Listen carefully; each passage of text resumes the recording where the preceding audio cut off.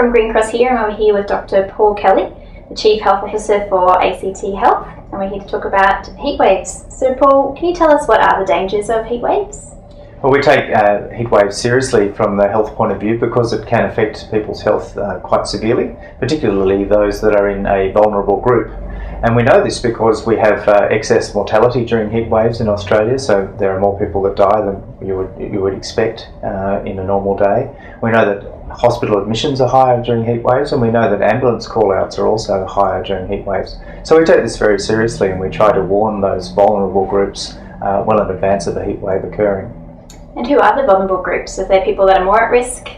Yes, well, anyone can be at risk during heat, and depending on how hot it is, the activities people are doing during the days of the heat wave. But we particularly worry about the very young, the very old, those with other medical conditions, and pregnant women, as well as people that are overweight and obese. They are also at a higher risk.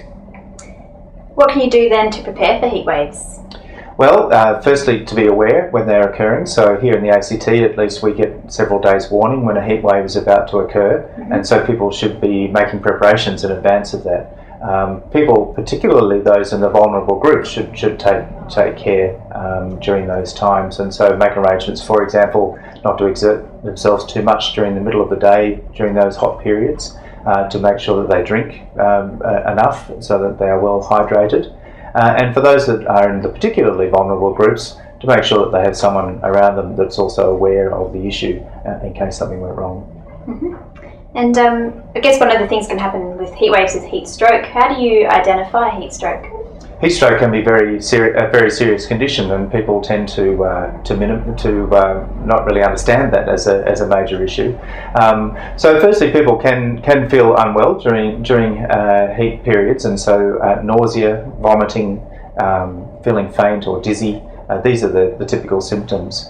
At its worst manifestation, you can get people who become drowsy or even unconscious. And rather than sweating, having a very dry skin, that is a very dangerous sign, and that should lead people to call the ambulance on 000 immediately. And that's the best thing people can do, isn't it? Is just call the ambulance if they suspect heat stroke? Definitely. There are some first aid things that people can try if they feel that they are able to do so. And so checking people's consciousness, making sure that they are well hydrated, using cold packs underneath the arms, around the neck, and in the groin. All of those areas can decrease the core body temperature, which is the problem with heat stroke.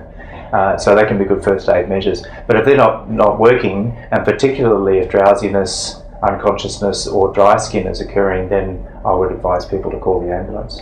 Okay. Thank you very much for your time. You're welcome.